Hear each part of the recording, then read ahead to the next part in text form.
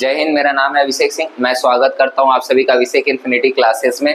आज ये जो क्लासेस होने वाली हैं ये हिस्ट्री का पार्ट 4 का वीडियो होने वाला है। जिन लोगों ने हिस्ट्री का अभी तक वीडियोस नहीं देखा है वो पहले के 3 वीडियो देखें तो ही ये क्लास को करे, ठीक है। ये हिस्ट्री का जो पार्ट 4 का वीडियो होने वाला, हमने लास्ट क्लास में पढ़ा था जो महमूद गजनवी जिस प्रकार से भारत आया था और भारत में आकर के किस तरह से उसने कोहराम मचाया था उसके बारे में हमने पढ़ा था। इस क्लास में हम लोग उसके समय के समकालीन लेखकों के बारे में पढ़ेंगे और सबसे मुख्य टॉपिक जो पढ़ने वाले हैं मोहम्मद गौरी के बारे में। आप सभी ने जाना होगा लास्ट क्लास का, आप या कहीं सुने होंगे या कहीं पढ़ा होगा आप लोगों ने कि मोहम्मद गौरी ने पृथ्वीराज चौहान के साथ 18 युद्ध किए थे जिसमें 17 बार वो पराजित हुआ था और 18वीं बार धोखे से उसने पृथ्वीराज चौहान को हराया था और अपने साथ लेकर के गौर प्रदेश यानी काबुल की ओर चला गया था, अफगानिस्तान की ओर, जो कि वर्तमान में अफगानिस्तान में, ठीक है। तो हम लोग आज स्टार्ट करने जा रहे हैं महमूद गजनवी के समकालीन लेखक से। तो महमूद गजनवी के समकालीन लेखक कौन थे? महमूद गजनवी के समकालीन लेखक कौन थे? ध्यान से देखेंगे।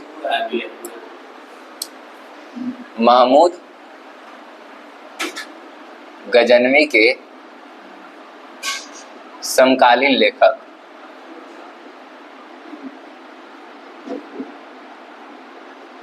अब हम लोग देखेंगे महमूद गजनवी के समकालीन लेखक कौन कौन थे। तो हमने पढ़ा था महमूद गजनवी के बारे में, किस प्रकार से उसने भारत में हमारे ऊपर आक्रमण किया था, किस प्रकार से यहाँ उसका अभियान चला था और जाटो ये क्या बोलते हैं, जो जब वो अजमेर में गया था तो अजमेर में उसे किस प्रकार का बुरी तरह से उसे पीटा गया था, उसके किस प्रकार से बुरी तरह से हार हुई थी, फिर उसने अजमेर का रास्ता नहीं लिया था, ठीक है। तो ये सब हमने पढ़ा था। आज के क्लास में हम लोग पढ़ेंगे महमूद गजनवी के समकालीन लेखक। इसके समय के समकालीन लेखकों में प्रमुख आते हैं उतबी, दूसरे लेखक आते हैं फिरदौसी, तीसरे लेखक आते हैं मुख्य रूप से अल-बरूनी और चौथे लेखक आते हैं बैहाकी। अब उतबी कौन थे? तो उतबी ने क्या किया था, किताबुल यामिनी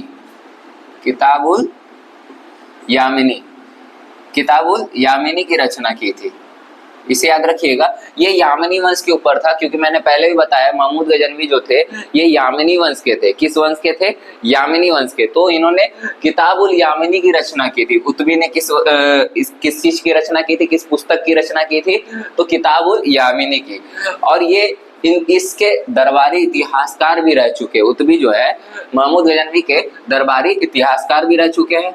अब बात करेंगे फिरदौसी की। तो फिरदौसी की जो रचना है यह है शहनामा, जो पूछी जाती है, सबसे ज्यादा क्वेश्चन इनके ही बारे में पूछा जाता है। फिरदौसी के बारे में इनके पुस्तक की रचना है शहनामा। इन्होंने कौन सी पुस्तक लिखी थी? तो शहनामा, ठीक है। अच्छा, ये ईरान का महाकाव्य है। ये जो शहनामा है ये ईरान का महाकाव्य है, याद रखिएगा आप लोग, बहुत इंपॉर्टेंट क्वेश्चन है। ये ईरान का क्या है? महाकाव्य है। अतः फिरदौसी को पूरब का होमर भी कहा जाता है, याद रखिएगा, ये बहुत ज्यादा इंपॉर्टेंट क्वेश्चन है। उतबी किताबुल यामिनी लिखा है इन्होंने, फिरदौसी ने शहनामा लिखा है जो कि ईरान का महाकाव्य है। और इसमें इंपॉर्टेंट बात ये है कि जो शहनामा है ये फारसी भाषा में रचित है। कौन सी भाषा में? फारसी भाषा में रचित है। इसके अलावा फिरदौसी को पूरब का होमर कहा जाता है। होमर एक बहुत बड़े इतिहासकार थे, उनके ऊपर में कहा जाता है पूर्व का होमर, ठीक है। याद रखिएगा, ये भी पूछता है कि पूरब का होमर किसे कहा जाता है? तो फिरदौसी को। और पूरब का ही क्यों? क्योंकि भारत क्या है, पूरब में स्थित था, इसलिए इसे पूरब का होमर कहा गया, ठीक है। इसके बाद आता है अल-बरूनी। अल-बरूनी कौन थे? तो अल-बरूनी ने ये उज्बेकिस्तान से आए थे। ये क्या थे? उज्बेकिस्तान से आए थे और इन्होंने लिखा था किताब-उल हिंद, जिसे तहकीके हिंद भी कहा जाता है। किताब-उल हिंद या तहकीके हिंद,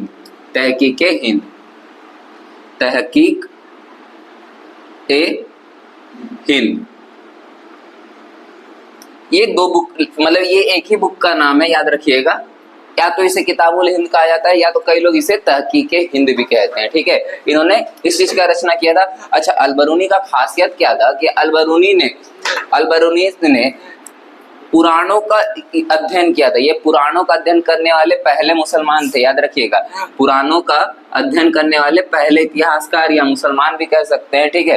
तो ये पुराणों का अध्ययन किया था, हमारे जो पुराण है उसका अध्ययन किया था। तो पुराणों का अध्ययन करने वाले पहले व्यक्ति थे मुसलमानों में, ठीक है।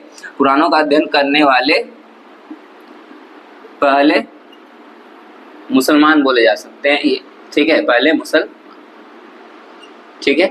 इन्होंने क्या किया था, पुराणों का अध्ययन किया था। और ये रहने वाले कहाँ के थे, तो याद रखेंगे ये उज्बेकिस्तान से आए थे। ये कहाँ से आए थे, उज्बेकिस्तान से, उज्बेकिस्तान से आए थे, ठीक है। इसके बाद आता है बैहाकी। बैहाकी ने जो रचना की है, बैहाकी के बारे में अगर हम बात करेंगे तो बैहाकी ने तारीख सुबुक्तगीन, तारीख ए सुबुक्तगीन की रचना की है। किसकी रचना की है, तारीख सुबुक्तगीन, इसकी रचना की है। किसकी रचना की है, तारीख सुबुक्तगीन। अब सुबुक्तगीन से समझ में आ रहा होगा आपको कि किस बारे में रचना है ये। तो ये मुख्यतः जो रचना है तारीख सुबुक्तगीन, ये सुबुक्तगीन के ऊपर है। किसके ऊपर है, ये सुबुक्तगीन के ऊपर है। ये किसके ऊपर में है, सुबुक्तगीन के ऊपर में, ठीक है। याद रखिएगा आप लोग, तारीख है सुबुक्तगीन। ये सुबुक्तगीन की पूरी जीवनी इसमें लिखी गई है, बैहाकी। तो हम लोग फिर से रिपीट करेंगे। महमूद गजनवी के समय के समकालीन लेखक कौन कौन थे, तो पहला उतबी, दूसरा फिरदौसी, तीसरा अलबरूनी, चौथा बैहाकी, ठीक है। इसमें जो उतबी हैं इन्होंने किताबुल यामिनी लिखी है, जो कि यामिनी वंश के ऊपर रचित है। दूसरा फिरदौसी, इन्होंने शहनामा नामक पुस्तक की रचना की है। इन्हें पूरब का होमर भी कहा जाता है। इसके अलावा जो शहनामा नामक पुस्तक है ये ईरान का महाकाव्य भी है और ये फारसी भाषा में रचित है। उसके बाद अलबरूनी, अलबरूनी ने कौन सी पुस्तक लिखी है, तो याद रखेंगे किताब-उल हिंद या तहकीके हिंद। ये पुराणों का अध्ययन करने वाले पहले मुसलमान थे। अच्छा, इनकी जो पुस्तक है किताब-उल हिंद, ये जो पुस्तक है, इनकी पुस्तक अरबी भाषा में रचित है। ये पुस्तक किताब-उल हिंद की भाषा क्या है, तो ये अरबी भाषा में रचित है। कौन सी भाषा में रचित है, अरबी भाषा में। याद रखिएगा कौन सी भाषा में है, अरबी भाषा में। इसके बाद आते हैं बैहाकी। बैहाकी ने कौन सी रचना की है, तो तारीख ए सुबुक्तगीन। और ये जो तारीख ए सुबुक्तगीन है, ये सुबुक्तगीन की जीवनी के ऊपर में रचित है। किसके ऊपर रचित है, तो हम लोग बोलेंगे कि भाई ये रचित है सुबुक्तगीन के जीवनी के ऊपर में। तो कई बार ऐसे क्वेश्चन पूछता है कि सुबुक्तगीन का जीवनी क्या है, या सुबुक्तगीन का जीवनी के ऊपर में रचित पुस्तक कौन सा है, ठीक है। तो तारीख है सुबुक्तगीन। किसने रचना लिखी है, तो बैहाकी ने। ये याद रहेगा आप लोगों को। इसके बाद आगे बढ़ते हैं हम लोग मोहम्मद गौरी की ओर। बहुत इंपॉर्टेंट टॉपिक है मोहम्मद गौरी। भारतीय इतिहास के अनुसार मोहम्मद गौरी हमारे लिए बहुत ज्यादा इंपॉर्टेंट होने वाला। और ये हमारा मध्यकालीन इतिहास चल रहा है। एक बार मैं फिर से रिपीट कर दे रहा हूँ। हमने बताया था कि इतिहास कितने प्रकार के हैं, तो 3 प्रकार के। पहला बोलेंगे, पहला कौन सा है, तो बोलेंगे प्राचीन कालीन इतिहास। दूसरा, पहला प्राचीन कालीन इतिहास, दूसरा मध्यकालीन इतिहास, तीसरा आधुनिक इतिहास। अभी हम लोग जो पढ़ रहे हैं ये है मध्यकालीन इतिहास, ठीक है। अब हम लोग मध्यकालीन इतिहास में पढ़ने आ रहे हैं। सबसे इंपॉर्टेंट टॉपिक है मोहम्मद गौरी। मोहम्मद गौरी। अब ये गौरी जो था, ये गौर प्रदेश का रहने वाला था। कहाँ का रहने वाला था, गौर प्रदेश का, जो कि वर्तमान में अफगानिस्तान में है। यानी ये अफगानिस्तान से भारत आया था, ठीक है। अच्छा, इसके बड़े भाई का नाम हम लोग को इम्पोर्टेंट रहता है कि बड़े भाई का नाम ज्ञात करना बहुत जरूरी है। तो इसके बड़े भाई का नाम गियासुद्दीन था। बड़े भाई का नाम क्या था, गियासुद्दीन। क्यों गियासुद्दीन को हम लोग को क्यों याद करना है, ठीक है। तो इसलिए याद करना है कि जो इसके बड़े भाई थे गियासुद्दीन, इसके बाद शासन जो है इसी के हाथों में आया था। गियासुद्दीन के बाद शासन किसके हाथों में आया था, मोहम्मद गौरी के हाथों में। तो इसका जन्म कब हुआ है, जन्म हम लोग जानेंगे। जन्म हुआ था 1149 ईस्वी में, ठीक है। 1149 ईस्वी में इसका जन्म हुआ था। उसके बाद ये शासक कब बना, तो ये शासक बना 1173 ईस्वी में। 1173 ईस्वी में ये गौर प्रदेश का शासक बना। किसका शासक बना, गौर प्रदेश का। पहले सम्राट कौन था, गियासुद्दीन, ठीक है। और इसके बाद ये शासक कब बना, 1173 ईस्वी में। कब बना था शासक, 1173 ईस्वी में, अपने बड़े भाई के बाद, ठीक है। अच्छा, इसका अन्य नाम क्या क्या है, तो अन्य नाम याद करेंगे हम लोग। अन्य नाम इसका क्या क्या है, या इसका वास्तविक नाम पहले हम लोग पढ़ ले रहे हैं। वास्तविक नाम, इसका वास्तविक नाम क्या था, तो इसका वास्तविक नाम शिहाबुद्दीन था। शिहाबुद्दीन, इसका वास्तविक नाम शिहाबुद्दीन था। इसे लोग मोहम्मद शाम के भी नाम से पुकारते थे। अन्य नाम क्या था इसका, अन्य नाम था मोहम्मद शाम, मोहम्मद शाम, मोहम्मद शाम के नाम से इसे बुलाया जाता था। इसका अन्य नाम क्या था? मोहम्मद शाम। या फिर से रिपीट करेंगे, मोहम्मद गौरी का जन्म कब हुआ? 1149 ईस्वी में। इसके हाथ में शासन कब आया? तो 1173 ईस्वी में। किस चीज का शासन आया था? तो गौर प्रदेश का। किसका आया था? गौर प्रदेश का, जो कि काबुल के पास है। कहाँ पे है? काबुल के पास है। इसका वास्तविक नाम शिहाबुद्दीन था, इसका अन्य नाम मोहम्मद शाम था। लोग इसे मोहम्मद शाम के नाम से पुकारते थे। अच्छा, अब क्या होता है कि जब इसे 1173 ईस्वी में जब इसे शासन मिलता है, तो शासन मिलने के कुछ ही दिनों के भीतर में ये क्या करता है? पूरब की ओर चढ़ाई कर देता है, यानी कि पूरब की ओर चल देता है। ठीक है, अब ये चढ़ाई करने के इरादे से ही चल देता है, जिसके कारण 1175 में ये युद्ध करता है। तो मोहम्मद गौरी के युद्ध हम लोग पढ़ेंगे। ये था इसका छोटा सा परिचय।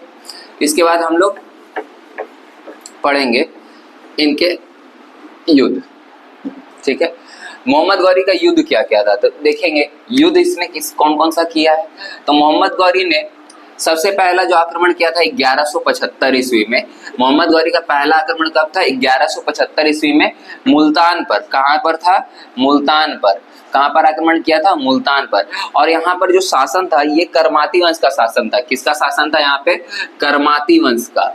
यहाँ का शासन किसके हाथों में था? तो करमाती वंश। ठीक है, करमाती वंश का शासन था। 1175 ईस्वी में क्या होता है? पहला आक्रमण करता है मोहम्मद गौरी का। ये पहला आक्रमण था जो कि मुल्तान पे हुआ। कहाँ पे हुआ? मुल्तान पे। और यहाँ पे शासन किसका था? करमाती वंश का। ये पहला आक्रमण था। ये कौन सा आक्रमण था? पहला आक्रमण था भारत के ऊपर, क्योंकि उस समय हम लोग जानते हैं मुल्तान कहाँ आता था? तो भारत के हिस्से में आता था। इसके बाद इसका जो दूसरा आक्रमण रहा है, मुख्य आक्रमणों के बारे में पढ़ेंगे। तो इसका दूसरा आक्रमण रहा 1178 ईस्वी में। 1178 ईस्वी में। अच्छा, ये आक्रमण कहाँ रहा है? तो ये आक्रमण रहा है पाटन गुजरात पे। पाटन गुजरात पे। ठीक है, पाटन कहाँ आता? तो गुजरात का एक जगह का नाम है पाटन, वहीं पे आक्रमण किया था इसने, मोहम्मद गौरी ने। ध्यान समझिएगा एक बार फिर से कि मोहम्मद गौरी का पहला आक्रमण 1175 ईस्वी में होता है मुल्तान पर। कहाँ? यहाँ के वंशज कौन कौन रहते हैं? तो करमाती वंश का शासन रहता है। इसके बाद 1178 ईस्वी में पाटन गुजरात पर आक्रमण होता है। ठीक है, और यहाँ पे जो नेतृत्व रहता है, नेतृत्व किसके हाथ में रहता है? तो नेतृत्व पढ़ेंगे, नेतृत्व यहाँ पर नायिका देवी के हाथों में था। किसके हाथों में था? नायिका देवी। अब लोग तो सर ये एक फीमेल है, और हम लोग तो अभी तक पढ़ते हैं कि भाई भारतीय शासन में ज्यादातर पुरुषों का ये रहा है, शासन रहा है या वर्चस्व रहा है। तो बोलेंगे हाँ भाई, वर्चस्व तो ज्यादातर पुरुषों का देखने को मिलता है। इतिहास ज्यादातर हम लोग को पुरुषों के बारे में पढ़ने को मिलता है, क्योंकि कई सारे इतिहासकारों ने कभी महिलाओं के इतिहास को दर्शाया ही नहीं है। जो मुख्य घटनाएं हुई हैं उसी को इन लोगों ने दर्शाने का कोशिश किया। अन्यथा इन लोगों ने मुख्यतः मुख्य घटनाओं के अलावा इन लोगों ने और कहीं भी इसका जिक्र नहीं किया है। हम लोग अगर जानेंगे तो हमारे इतिहास, हमारा जो इतिहास है, हमारे इतिहास में काफी सुनहरा इतिहास रहा है महिलाओं को लेकर के। हमारे जो प्राचीन काल में क्या होते थे? प्राचीन काल में कई सारी रानियां युद्ध किया करती थी, युद्ध में जाया करती थी। चाहे आप कैकेयी के बारे में पढ़ लें, आपने सुना होगा रामायण काल में कैकेयी गई थी युद्ध करने के लिए, है ना। तो महाराजा दशरथ के साथ में वो सारथी बनी थी, है ना। तो उसके अलावा पाटन गुजरात पर आक्रमण किया था। 1178 में कहाँ पे आक्रमण हुआ था? पाटन गुजरात पे। मुख्यतः यहाँ का नेतृत्व करता कौन थी? नायिका देवी। अब यहाँ पे आक्रमण क्यों किया था मोहम्मद गौरी ने? अब हम लोग ये समझेंगे कि यहाँ पे हुआ क्या था। ये अजय पाल की पत्नी थी। ये किसकी पत्नी थी? अजय पाल की। ये अजय पाल की पत्नी थी, राजा अजय पाल की पत्नी थी। अब बोलोगे सर यहाँ पे तो राजा थे अजय पाल, इनके रहते वक्त में क्यों आक्रमण किया?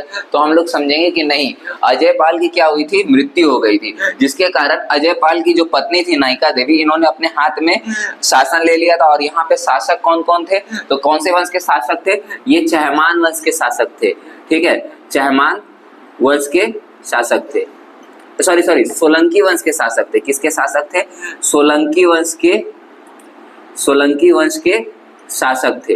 और इनका साथ जो दिया था वो चहमान वंश के शासकों ने दिया था। ठीक है, याद रखिएगा कि यहाँ पे 1178 में पाटन गुजरात पे आक्रमण होता है। नेतृत्व किसके हाथों में था? नायिका देवी के हाथों में था, क्योंकि अजयपाल की जो ये पत्नी थी, जो कि क्या थी, अजयपाल की पत्नी थी, राजा अजयपाल की मृत्यु हो गई थी और यहाँ पे सोलंकी वंश का शासन था, ये सोलंकी वंश के थे। ठीक है, और इनका साथ किसने दिया था? तो इनका साथ दिया था, साथ किसने दिया था? तो याद रखेंगे, इनका साथ दिया था चहमान शासकों ने। किसने दिया था? चहमान शासकों ने इनका साथ दिया था। अब जब चहमान शासकों ने साथ दिया था तो यहाँ के चहमान शासकों में मुख्य राजा कौन थे? तो भीम द्वितीय। कौन थे? भीम द्वितीय। याद रखेंगे हम लोग, भीम द्वितीय यहाँ के राजा थे जिन्होंने नायिका देवी के साथ मिलकर के युद्ध किया था। और इन्होंने क्या किया था? इन लोगों ने मिलकर के मोहम्मद गौरी को हरा दिया था। मोहम्मद गौरी को इस युद्ध में हरा दिया था, परास्त कर दिया था। ठीक है, ये मोहम्मद गौरी क्या हो गया था? नायिका देवी खूब लड़ी थी इस युद्ध में, बढ़कर के आगे आई थी और काफी बहादुरी का इन्होंने अपना प्रदर्शन दिखाया था। और भीम द्वितीय जो वहां के राजा थे, चहमान शासक थे, उन्होंने भी काफी ज्यादा अपना वीरता का प्रदर्शन दिखाया और जो मोहम्मद गौरी की सेना थी इनसे अच्छे तरह से लोहा लिया और उनको युद्ध में हरा दिया। यानी कि मोहम्मद गौरी की तरफ से ये युद्ध क्या हो गया? असफल हो गया। ये युद्ध क्या हो गया? असफल हो गया। ठीक है, वरना क्या था? मुल्तान पर इसको विजय प्राप्त हुई थी। ये सफल आक्रमण था, ये इसका क्या था? सफल आक्रमण था। लेकिन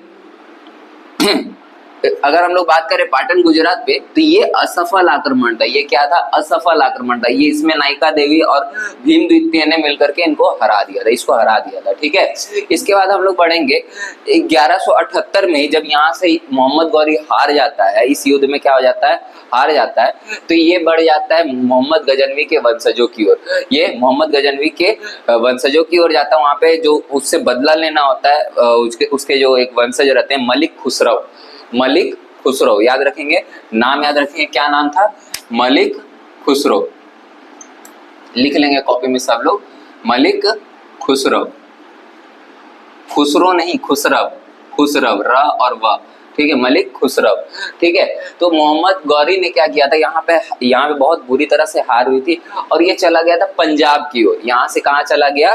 पंजाब की ओर, जहाँ पे महमूद गजनवी के वंशज रहते थे मलिक खुसरो।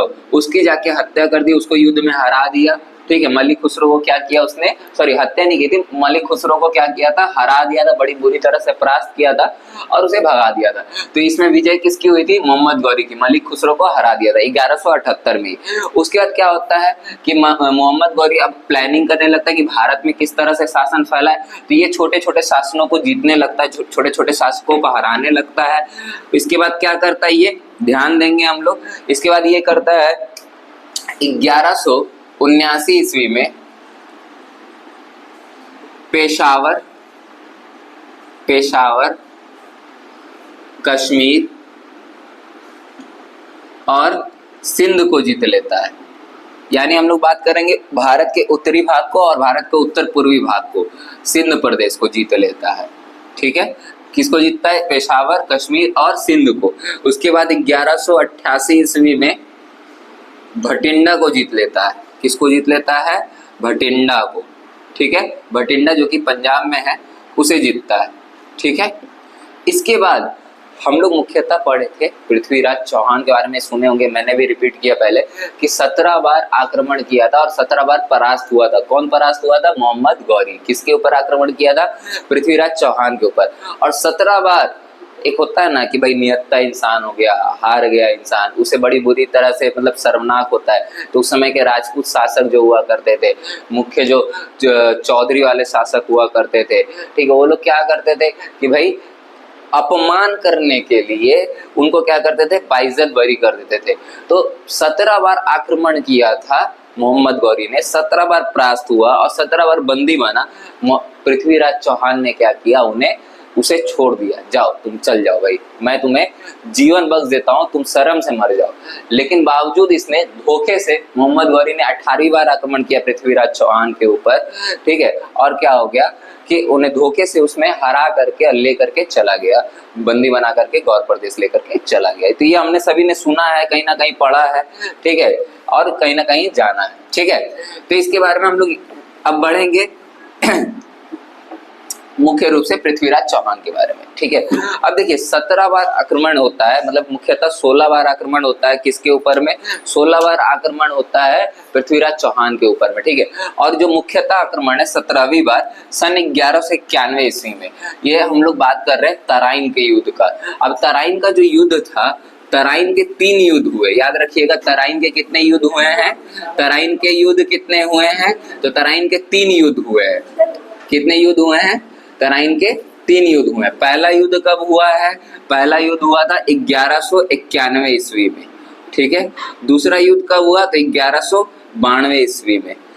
तीसरा युद्ध कब हुआ है, 1216 ईस्वी में। ये याद रखिएगा। तराइन के कितने युद्ध हुए हैं, तो बोलेंगे सर तराइन के 3 युद्ध हुए थे, पहला 1191, दूसरा से 1192 और तीसरा 1216 पे, ठीक है। ये सब हम लोग पढ़ेंगे, तराइन के तीनों युद्ध के बारे में बढ़िया से पढ़ेंगे।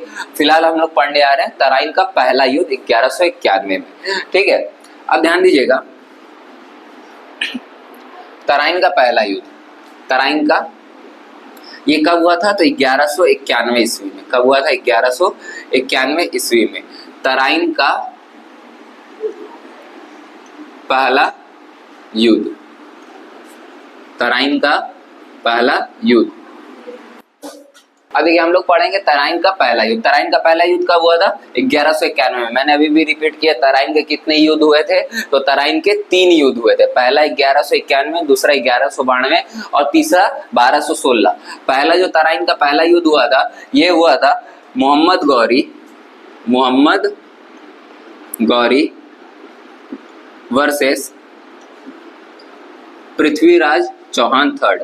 अब हम लोग जो पढ़ते हैं ना, पृथ्वीराज चौहान से युद्ध हुआ था, तो ये पृथ्वीराज चौहान थर्ड थे, याद रखना है। पृथ्वीराज चौहान थर्ड थे, याद रखिएगा। कौन से थे, थर्ड। पहले क्या होता था, राजाओं के नाम अगर फेमस हो जाते थे तो उनकी पीढ़ी भी अपना नाम फर्स्ट, सेकेंड, थर्ड, द्वितीय, तृतीय ऐसे करके रख लेते थे। तो ये पृथ्वीराज चौहान थर्ड थे। इनका वास्तविक नाम राय पिथौरा था। क्या नाम था, राय पिथौरा, याद रखिएगा। जो कि मुख्यतः जो मोहम्मद गौरी से जो युद्ध किए है, उनका नाम क्या था, राय पिथौरा। तो मोहम्मद गौरी वर्सेस क्या हुआ था, पृथ्वीराज चौहान के बीच युद्ध हुआ था। ये थर्ड पृथ्वीराज चौहान थे और इनका वास्तविक नाम क्या था, राय पिथौरा। इन्हें राय पिथौरा भी कहा जाता था। तो हम तराइन का पहला जो युद्ध हुआ, इसमें विजित होने वाले शासक पृथ्वीराज चौहान थे। पृथ्वीराज चौहान की इसमें जीत हो जाती है। पृथ्वीराज चौहान इसमें बड़ी बुरी तरह से मोहम्मद गौरी को परास्त करते हैं। एक ऐसा समय आता है जब क्या होता है कि मोहम्मद गौरी पृथ्वीराज चौहान के कदमों में होता है और अपनी जान की भीख मांग रहा होता है कि भाई इस बार मुझे छोड़ दो, इस बार मेरा जान मत लो, कृपया करके मुझे इस बार बख्श दो, ठीक है। तो पृथ्वीराज चौहान एक मतलब थोड़ा सा कुछ ज्यादा ही दयालु शासक होने के कारण क्या करते हैं, उसे छोड़ देते हैं, जाने देते हैं। हालांकि पृथ्वीराज चौहान के भीतर कोई भी बहादुरी की कोई कमी नहीं थी।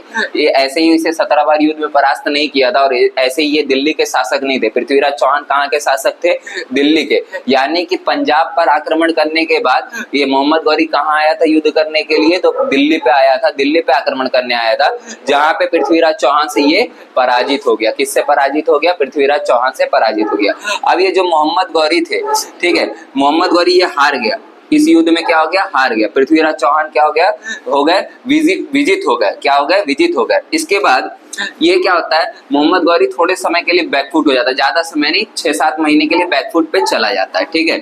अब पृथ्वीराज चौहान जो थे इस युद्ध में जब विजयी हो जाते हैं तो वो सोचते हैं कि भाई अब तो मैंने इसे पूरी तरह से छोड़ दिया, क्योंकि अब मृत्यु के एकदम लक्ष्य के पास से छोड़ दिया है, तो चूंकि अब ये कुछ नहीं करेगा। तो मोहम्मद गौरी धोखा दे देता है। 1192 में क्या करता है, रात के अंधेरे में अचानक से आक्रमण कर देता है और यहीं पे होता है तराइन का दूसरा युद्ध। क्या होता है, तराइन का दूसरा युद्ध, ठीक है। कब होता है, 1192 ईस्वी में तराइन का दूसरा युद्ध। तराइन का क्या होता है, दूसरा युद्ध। अब जो तराइन का दूसरा युद्ध हुआ था, ये तराइन का दूसरा युद्ध भी किसके किसके बीच हुआ, तो याद रखेंगे मोहम्मद गौरी और पृथ्वीराज चौहान के बीच में। मोहम्मद गौरी और किसके बीच हुआ था, पृथ्वीराज चौहान। ये पृथ्वीराज चौहान का वास्तविक नाम क्या है, बार बार रिपीट कर रहा है, राय पिथौरा। ये पृथ्वीराज चौहान थर्ड थे, ठीक है। तो पृथ्वीराज चौहान के बीच में, यानी कि दो तराइन के युद्ध किसके किसके बीच हुए हैं, तो मोहम्मद गौरी और पृथ्वीराज चौहान के बीच में। लेकिन जो ये दूसरा तराइन का युद्ध होता है, इसमें मोहम्मद गौरी अपने छल कपट के कारण विजित हो जाता है, पृथ्वीराज चौहान इस युद्ध में हार जाते हैं और इन्हें बंदी बना लिया जाता है, और बंदी बना करके गौर प्रदेश लेकर के चल जाता है मोहम्मद गौरी, और उन्हें क्या करता है, वहां पे तरह तरह की यातनाएं देता है। हमने कई बार ऐसा सुना है कि उनकी आंखें निकाल ली थी, नाखून नोच लिए थे, ठीक है, खाल उतरवाने की कोशिश की थी, तो इस प्रकार की घटनाएं की थी। और पृथ्वीराज चौहान के साथ एक बहुत जो मतलब कि प्रसिद्ध घटना है, उनके साथ ये की थी कि भाई गरम सलिया उनके आंखों में ढुका दिया था और पूरे आंखें निकाल ली थी। किसने? मोहम्मद गौरी ने। उन्हें अंधा बना दिया था अंतिम दिनों में, ठीक है, पृथ्वीराज चौहान को। उनसे ये बार बार कहता था, मोहम्मद गौरी जाकर के बार बार पृथ्वीराज चौहान से कहता था कि तुम क्या करो भाई, तुम इस्लाम कबूल कर लो और हमारे छत्र छाया में आ जाओ। जो कि एक क्या बोला जाए, राजपूताना शासक हो या ऐसा शासक हो जो इतने वर्षों से क्या कर रहा हो, दिल्ली का शान बना हुआ हो, उसके लिए उसके सौहार्द में ये कभी भी बसता नहीं है कि भाई वो किसी के सामने झुक जाए। और वैसा ही पृथ्वीराज चौहान ने अपने अंतिम दिनों तक किया था, इसको बनाए रखा था, ठीक है। और इसके बाद हम लोग बढ़ेंगे आगे की ओर। ये तो ये 1192 में तराइन का दूसरा युद्ध हुआ था। अच्छा, इसी में हम लोग पढ़ेंगे 1192 में एक और प्रमुख घटना हुई थी। 1192 में मोइनुद्दीन चिश्ती, 1192 ईस्वी में मोइनुद्दीन चिश्ती भारत आए थे। कौन आए थे? मोइनुद्दीन चिश्ती। मोइनुद्दीन चिश्ती ये युद्ध में नहीं है, ये बाहर में है, मतलब अलग से है, पढ़ लीजिए, एक ही लाइनअप में आ रहा। तो 1192 में क्या हुआ था? मोइनुद्दीन चिश्ती क्या आए थे? भारत आए थे, ठीक है। ये हारूनी के शिष्य थे। ये किसके शिष्य थे? ये भी पूछता है, ये किसके शिष्य थे? ये मोइनुद्दीन चिश्ती भारत आए थे, भारत आए थे। ये किसके शिष्य थे? तो याद रखेंगे, ये हारूनी के शिष्य थे। ये किसके शिष्य थे? हारूनी के। किसके शिष्य थे? हारूनी के। तो इनके गुरु का नाम क्या हो गया? हारूनी। गुरु का नाम क्या हो गया? हारूनी, ठीक है। अब इसके बाद जब ये मोइनुद्दीन चिश्ती भारत आए थे 1192 ईस्वी में, जब ये भारत आए थे तो ये इनके मतलब ये अजमेर में रहा करते थे। मुख्यतः कहाँ रहते थे? याद रखिएगा, ये मुख्यतः अजमेर में रहते थे। कहाँ रहते थे? अजमेर में। ये कहाँ रहते थे? अजमेर में रहते थे।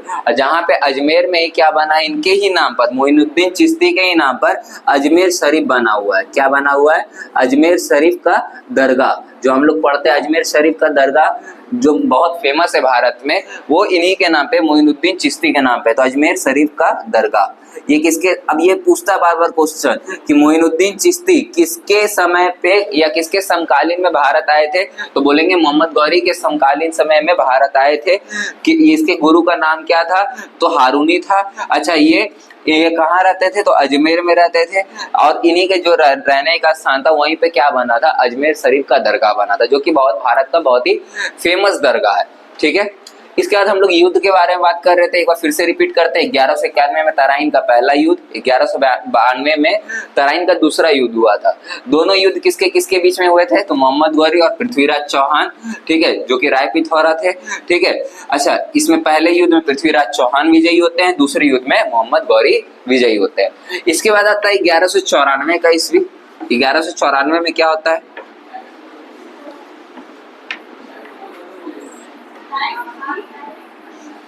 इसके बाद क्या होता है? 1194 ईस्वी में चंदावर का युद्ध होता है। किसका युद्ध होता है? चंदावर का युद्ध होता है। अब ये किसके किसके बीच में होता है? तो चंदावर का युद्ध मोहम्मद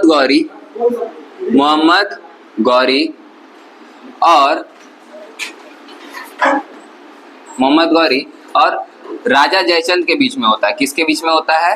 राजा जयचंद के बीच में, ठीक है।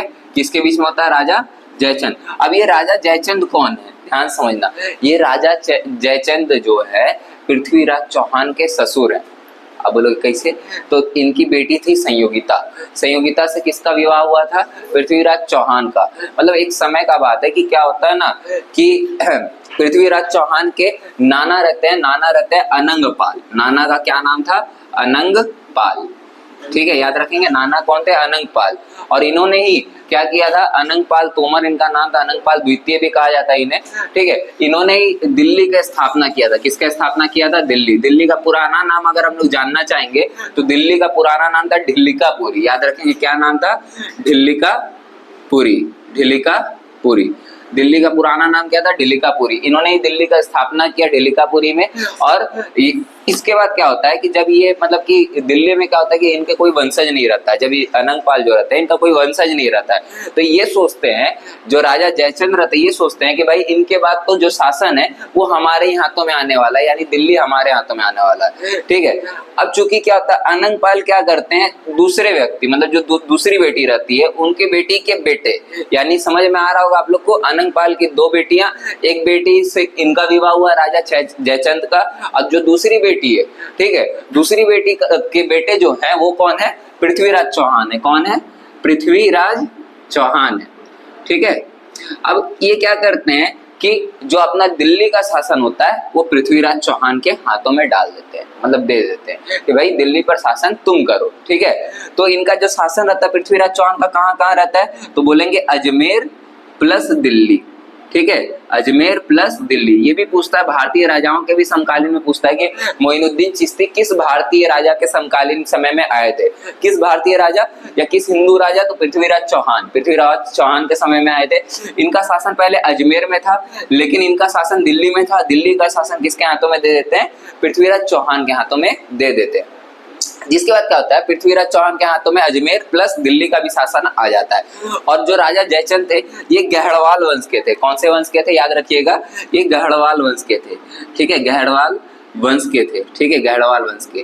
अब इससे क्या होता है, जब राजा अनंगपाल क्या करते हैं, इनको शासन देते हैं, तो इससे क्या होता है कि राजा जयचंद काफी ज्यादा चिढ़ जाते हैं। वो सोचते हैं कि भाई ये शासन तो मुझे मिलना चाहिए था, लेकिन ये शासन पृथ्वीराज चौहान को कैसे मिल गया।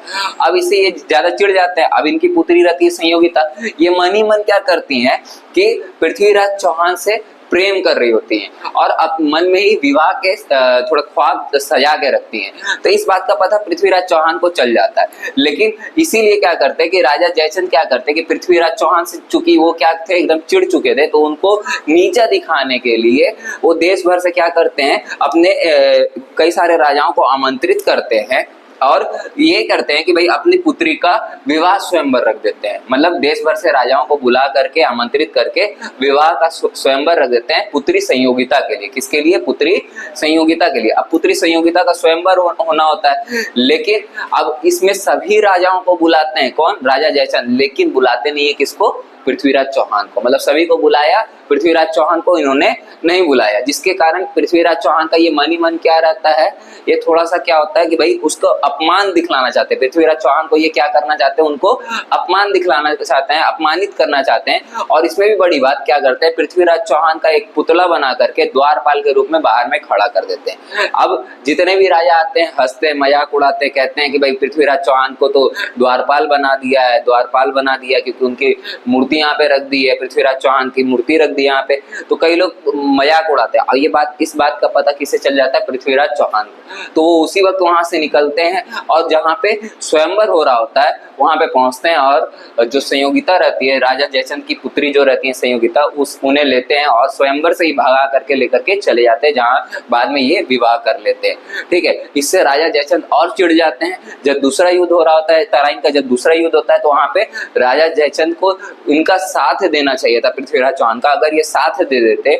तो क्या होता कि मोहम्मद गौरी क्या होता, परास्त हो जाता दूसरे युद्ध में भी। लेकिन इन्होंने साथ नहीं दिया, जिसके कारण क्या हो गया कि पृथ्वीराज चौहान क्या हो गए थे, 1192 में तराइन के दूसरे युद्ध में परास्त हो गए थे। और वो भी धोखे का आक्रमण था, इसलिए तो परास्त हो गए थे। ठीक है, उन्हें अचानक से, मतलब रात के समय में युद्ध हो गया था।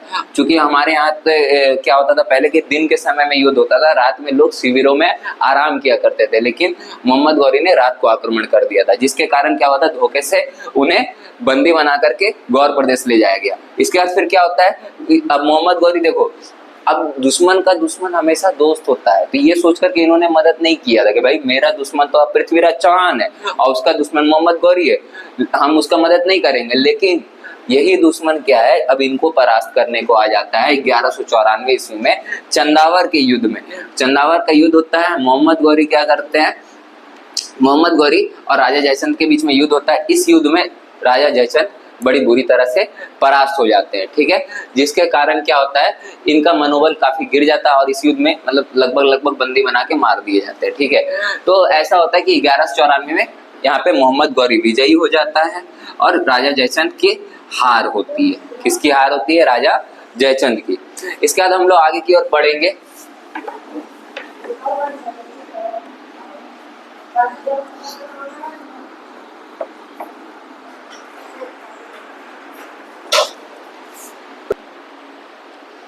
अब इसके बाद हम लोग पढ़ेंगे 1203 ईस्वी में क्या होता है। मोहम्मद गौरी 1203 ईस्वी में क्या करता है? मोहम्मद गौरी कालिंजर का अभियान करता है। कौन सा अभियान करता है? कालिंजर का अभियान। कौन सा अभियान करता है? कालिंजर का अभियान। अब ये अभियान किसके खिलाफ में रहता है? तो याद रखिएगा, ये कालिंजर का अभियान जो रहता है मुख्यतः राजा परमादिदेव के साथ रहता है। तो इस युद्ध में मोहम्मद गौरी वर्सेस राजा परमादिदेव, ठीक है, इनके खिलाफ में यह आक्रमण रहता है। ये कालिंजर का अभियान होता है। इस युद्ध में भी गौरी की विजय होती है। लेकिन इसमें खास बात क्या है, जब ये कालिंजर का अभियान करता है तो इसमें गौरी को बहुत ज्यादा क्षति पहुंचती है। और ये क्षति पहुंचाने वाले लोग मुख्यतः तीन लोग थे बोलेंगे तो। एक थे आला उदल, इनके बारे में काफी ज्यादा आपने सुना होगा। आलाखंड नामक इनकी रचना है, आला और उदल के रूप में, ठीक है। ये दो सेनापति थे। ये दो क्या थे? दो सेनापति थे, ठीक है। किसके? राजा परमादिदेव के सेनापति थे। दूसरा थे महोबा।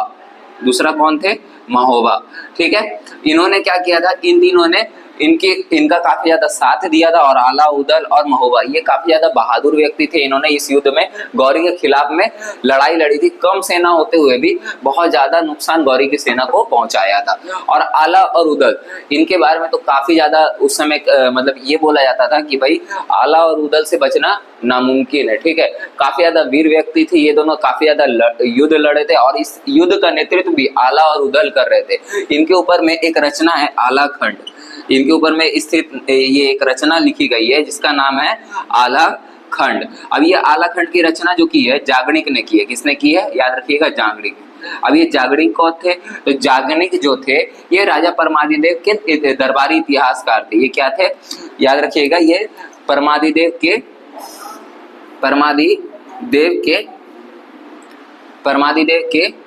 दरबारी इतिहासकार थे। क्या थे? दरबारी इतिहासकार थे। याद रखिएगा, दरबारी इतिहासकार थे जागरी, ठीक है। इसके बाद ये युद्ध में काफी ज्यादा गौरी को नुकसान होता है। इसके बाद गौरी का अंतिम युद्ध जाटों के विरुद्ध रहता है। लिख लीजिएगा कहीं, गौरी का अंतिम युद्ध किसके खिलाफ था? तो गौरी का अंतिम युद्ध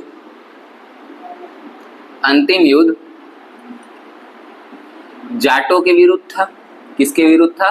जाटों के विरुद्ध था, ठीक है। अच्छा, इस युद्ध में याद रखिए गौरी के तरफ से कौन लड़ा था? गौरी का प्रमुख सेनापति ऐबक था। कौन था? ऐबक, कुतुबुद्दीन ऐबक। कौन था? कुतुबुद्दीन ऐबक। इसके बारे में हम लोग पढ़ेंगे। ये दिल्ली सल्तनत में, जब हम लोग दिल्ली सल्तनत पढ़ेंगे, दिल्ली सल्तनत का 320 वर्षों का सुनहरा काल रहा है।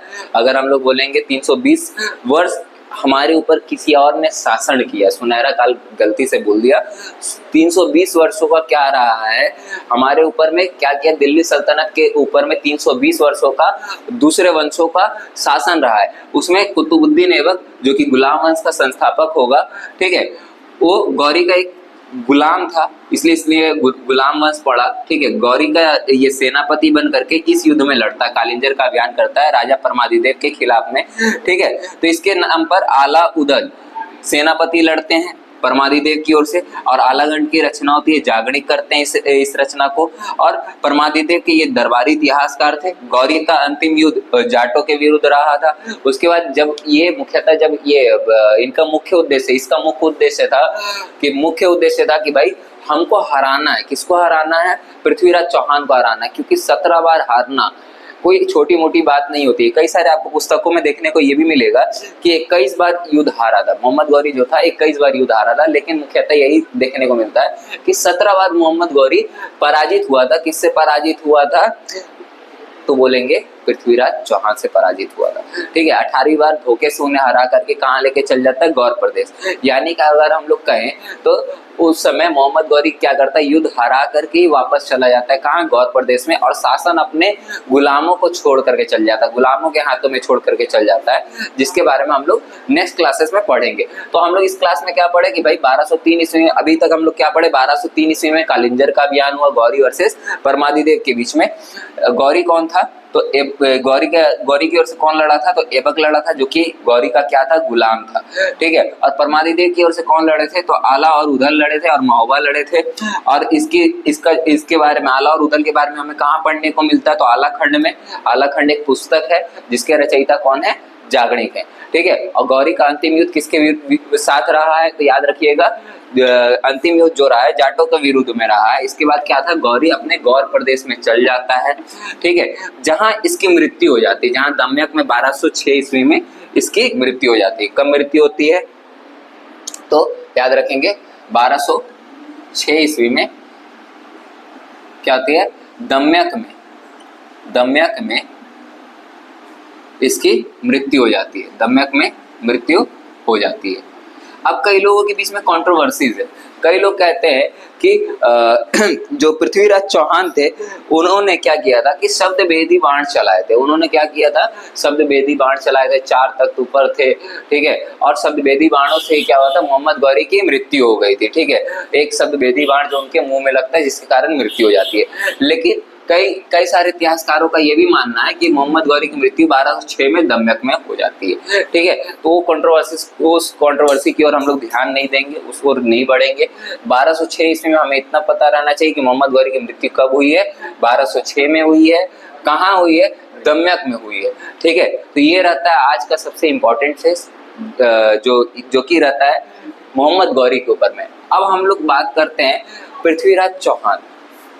जो ये पृथ्वीराज चौहान थे, ये भारत के मतलब कि ऐसे शासकों में रहे हैं कि भाई मतलब ऐसा कहा जा सकता है कि हमारे जो भारत का गौरवान्वित इतिहास रहा है, ठीक है, उसमें गौरवान्वित राजाओं में से एक रहे थे। इनका जो शासन काल था काफी ज्यादा प्रमुख शासन काल रहा है हमारे भारत को उज्ज्वलित करने के लिए, जिसमें गौरी को इन्होंने कितना बार परास्त किया, 17 बार परास्त किया, ठीक है। और 18वीं बार क्या होता है, इनका खुद का क्या होता है, 18वीं बार में क्या होता है, इनका खुद का धोखे के कारण इन्हें युद्ध में हरा दिया जाता है, परास्त कर दिया जाता है, ठीक है। अगर उन्हें धोखा नहीं दिया गया होता तो शायद आज पृथ्वीराज चौहान का बारे में हम लोग और भी कई सारे युद्धों के बारे में पढ़ रहे होते हैं। हो सकता है ये और भी युद्ध करता उनके साथ में, लेकिन ये बात हमें पता है कि भाई भारत का इतिहास काफी ज्यादा गौरवान्वित रहा है, उसे उस इतिहास पर हमें गर्व करना चाहिए, ठीक है। तो आज के लिए मैं इतना ही रखता हूँ। सेवा।